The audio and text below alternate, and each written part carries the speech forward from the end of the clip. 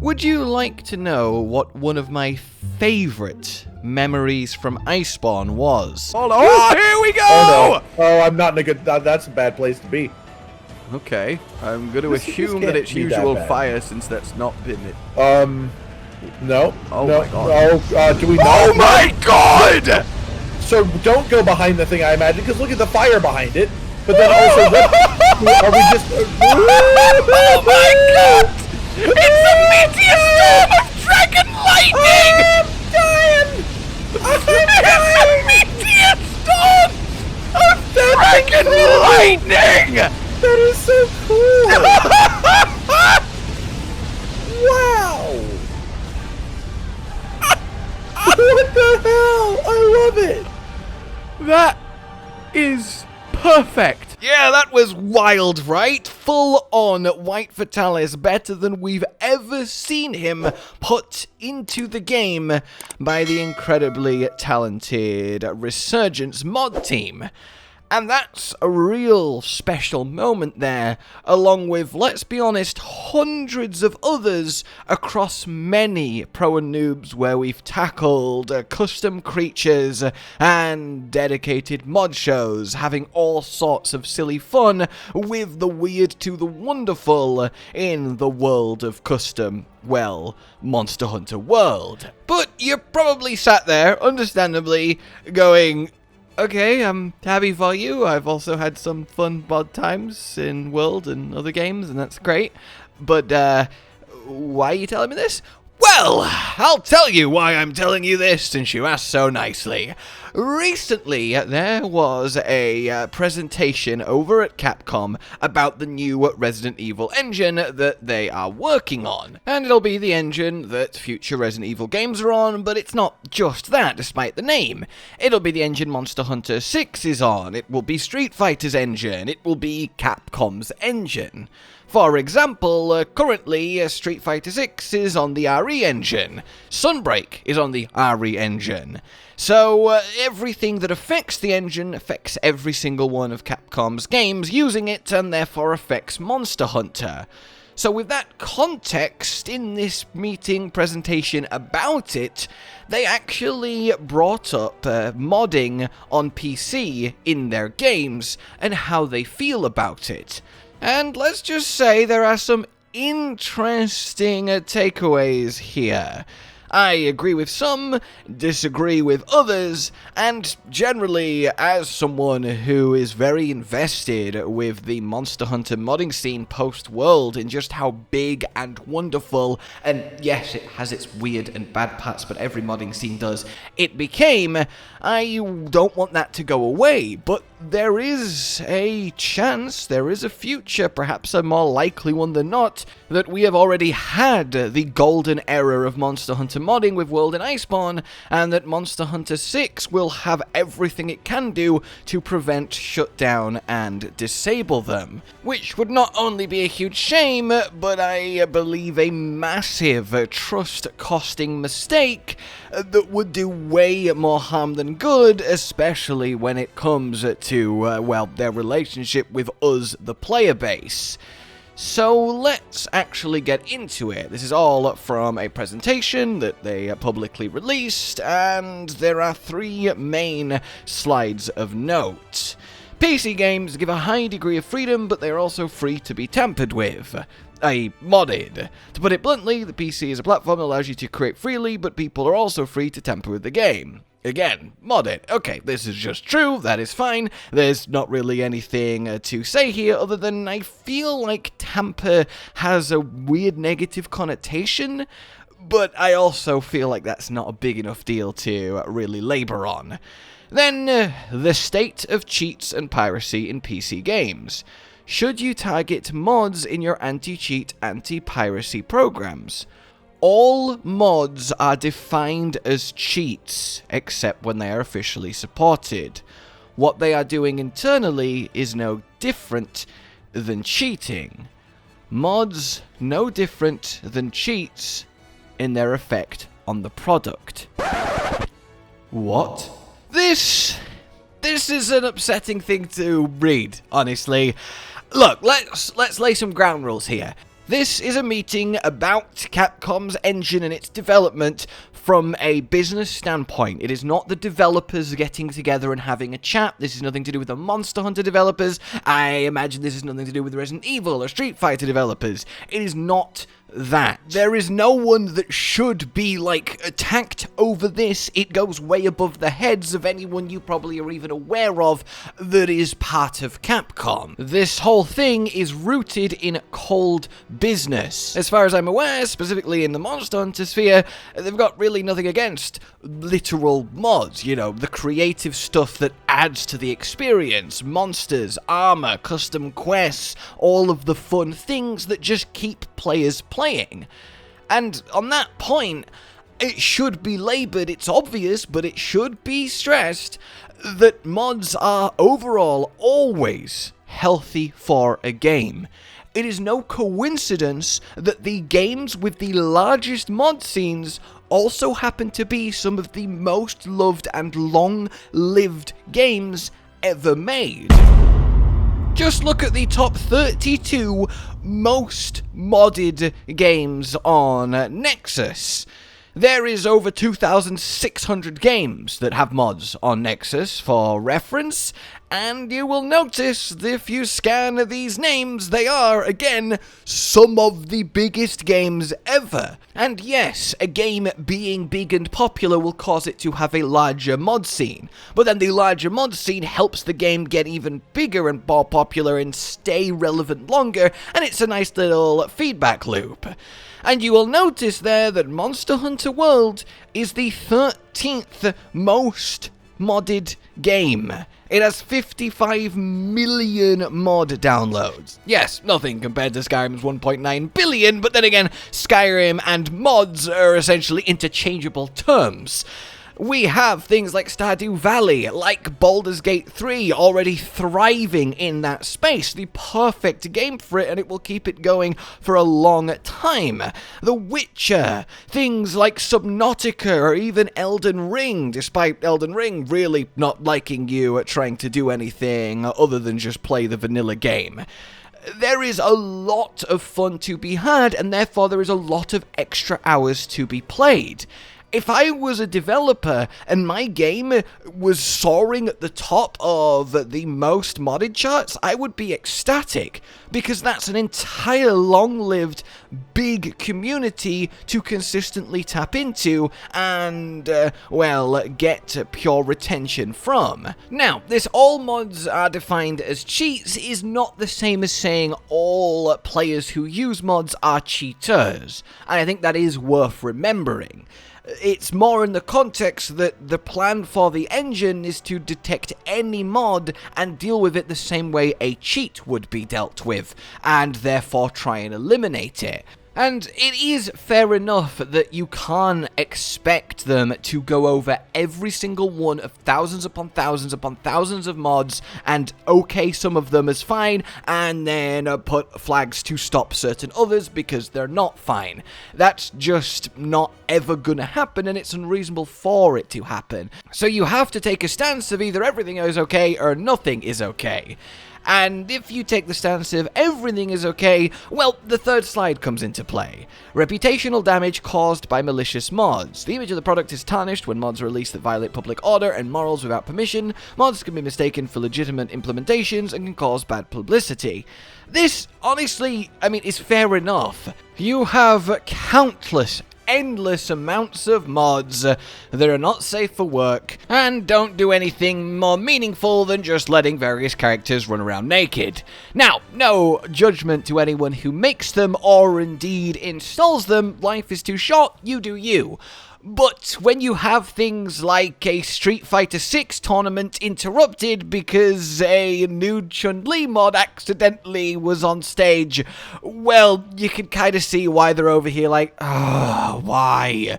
And maybe would have preferred that to, you know, not happen. And the argument that, yeah, there are situations where things do get mistaken for legitimate, where a mod just makes the game look bad in the eyes of an average person seeing it out of context, and if you don't want that to ever happen, the only solution is to hard fight against, ban, and put in place integrated anti-mod systems into your engine and therefore your games.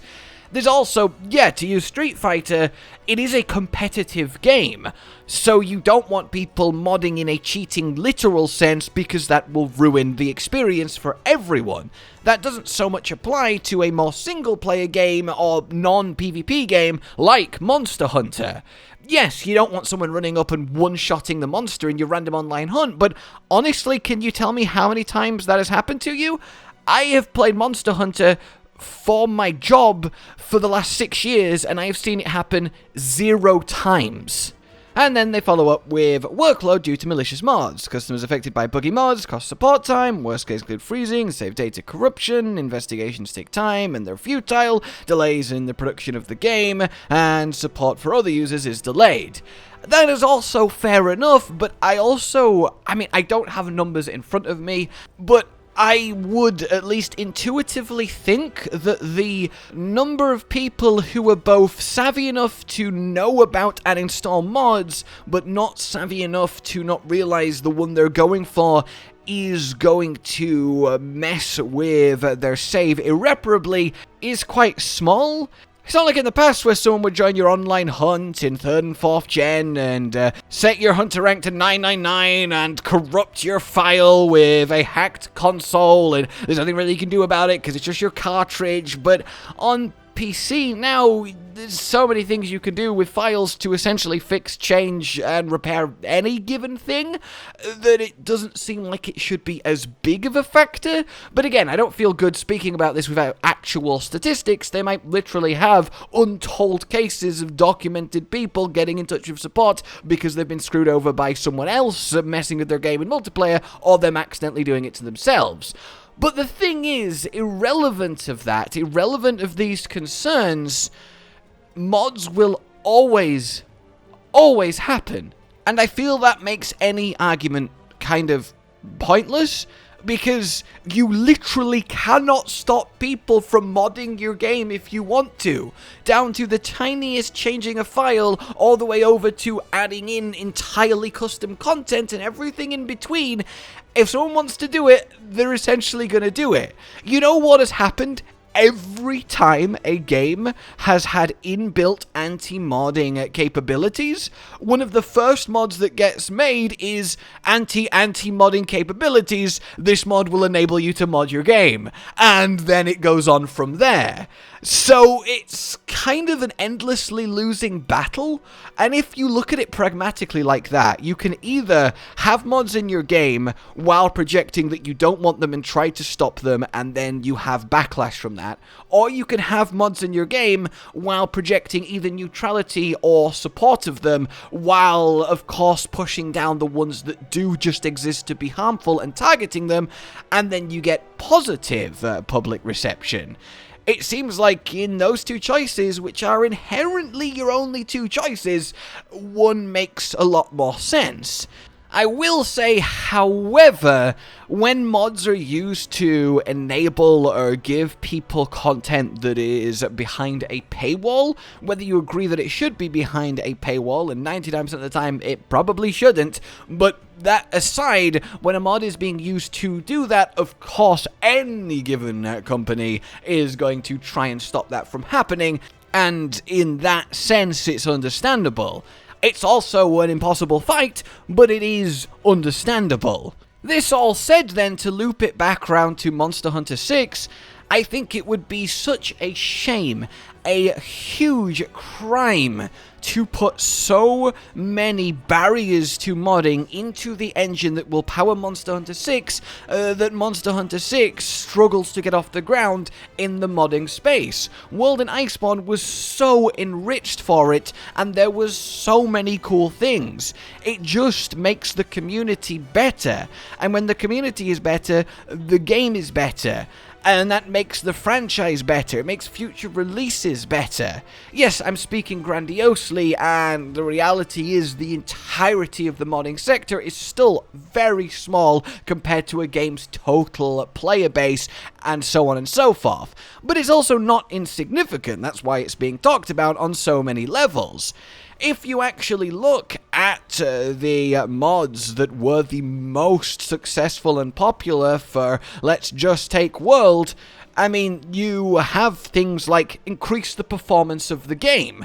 I mean, that's just inarguably a positive. You have things like making pick-upable monster parts glow more so you can actually see them. Outside of that just being useful, that kind of goes, maybe we didn't make parts actually visible enough on the floor. Perhaps in future games we should shine them up a bit, you know? You can actually use them to gain a little bit of insight into your own design process if you want to go down that route. It also helps people who just have vision struggles.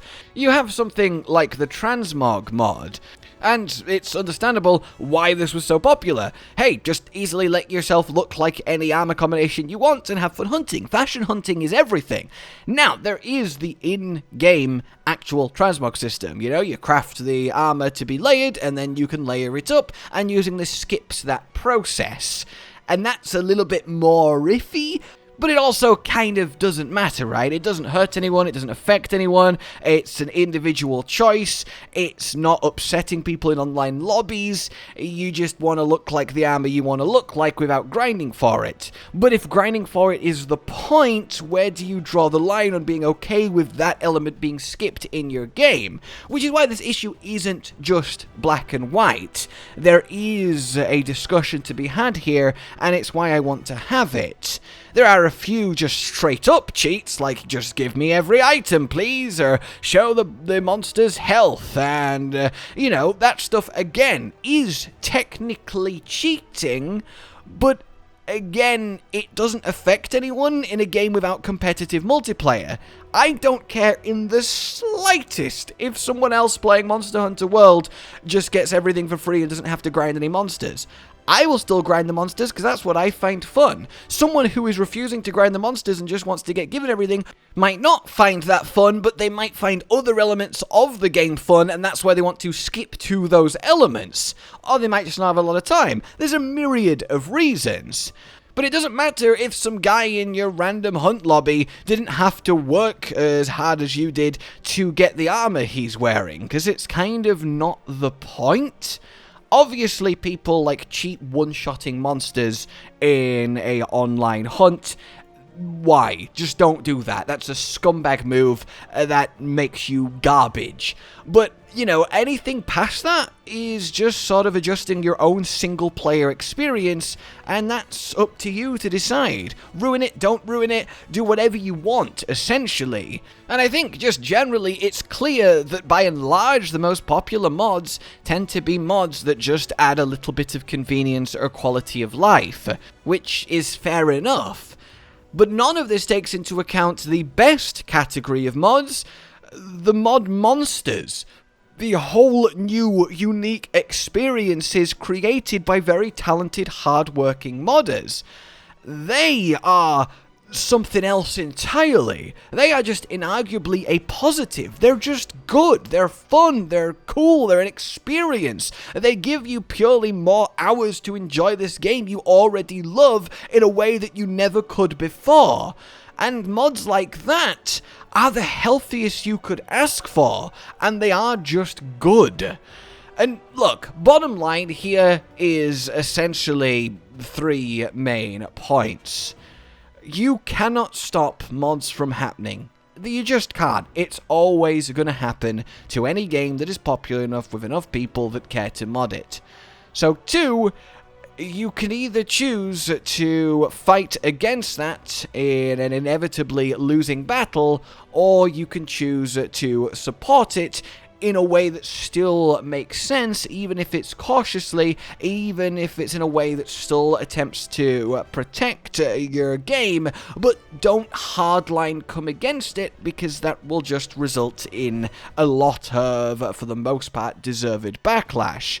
So then 3, given those choices, there's only one real choice at all, at least in my mind.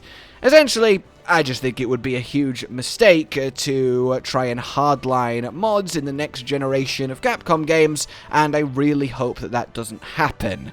That's my, well, TED Talk on the matter, and I hope you have found it enjoyable.